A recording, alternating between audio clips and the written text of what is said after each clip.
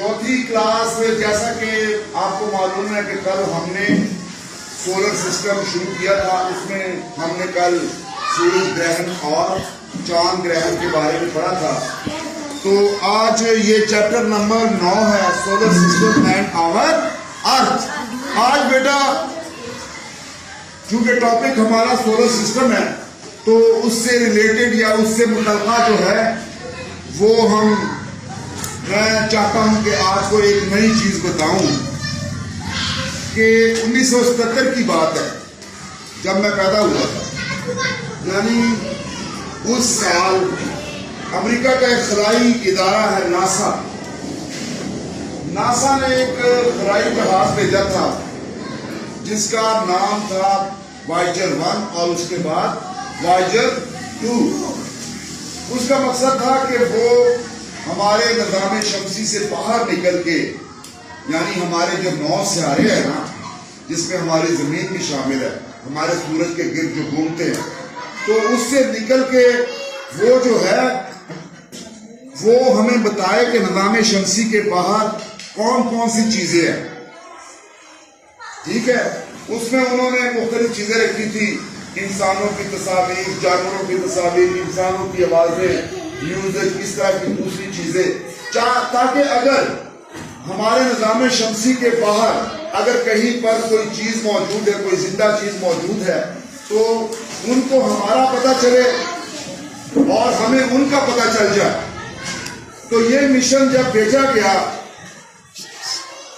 1977 میں، تو یہ تقریباً 13 سال کے بعد 1990 کو جو ہے وائجر ہمارے نظام شمسی سے باہر نکل گیا. نظام شمسی سے کیا ہوا؟ آپ کو پتا ہے کہ خلائی جہاز بھیجے جاتے ہیں. چاند پر بھی خلائی جہاز بھیجا گیا تھا جس میں ایک آدمی بھی تھا اور اس نے چاند پر قدم بھی رکھا تھا. ٹھیک ہے. تو اسی سلسلے میں لیکن وائجر میں کوئی انسان نہیں تھا. وائجر خالی ہے اور اس میں صرف کیمرے لگے ہوئے تھے تصاویر لینے کے لیے. تو 13 سال کے بعد جب وائجر ہمارے نظام شمسی سے باہر نکل گیا، اربوں میل کا فاصلہ طے کرنے کے بعد، تو امریکہ کا ایک سائنسدان تھا، اس کا نام تھا کارل سیگن. کیا نام تھا؟ کارل سیگن نے کہا کہ یعنی یہاں آ گیا تھا وائجر. یہ نظر آ رہا ہے آپ کو، یہ نظام شمسی ہے نا، سورج ہے، اس کے گرد یہ سارے سیارے گھوم رہے ہیں. تو یہ بالکل جب باہر نکل گیا تو کارل سیگن نے کہا کہ ایک دفعہ اس کا کیمرہ پیچھے کر کے ہمیں دکھاؤ کہ یہاں سے ہماری زمین کتنی نظر آتی ہے. تو جب زمین کو وہاں سے دیکھا گیا تو زمین نظر ہی نہیں آ رہی. یعنی اتنی دور سے ہماری زمین ایک چھوٹے سے یعنی ذرے جتنی نظر آ رہی تھی، چھوٹے سے ذرے جتنی نظر آ رہی تھی. تو اس نے یہ کہا کہ یعنی دیکھیں یہ خلاؤں میں یعنی اتنے اندھیرے میں صرف واحد ایک سیارہ ہمارے نظام شمسی میں جو اب تک ہمیں معلوم ہے وہ زمین ہی ہے کہ جہاں پر زندگی موجود ہے. اس کے علاوہ نظام شمسی میں کوئی زندگی ابھی تک ہمیں پتہ نہیں چلا کہ کسی اور سیارے پر موجود ہو. اور اس کے علاوہ اگر کسی اور کہکشاں میں کسی اور جگہ کوئی زندہ چیز موجود ہے تو ہمیں ابھی تک ان کا پتہ نہیں ہے. یعنی کائنات میں ابھی تک واحد جگہ جو ہے وہ ہماری زمین ہے کہ جہاں پر زندگی موجود ہے، انسان موجود ہے، جانور موجود ہے، ٹھیک ہے، پرندے موجود ہیں، درخت موجود ہیں.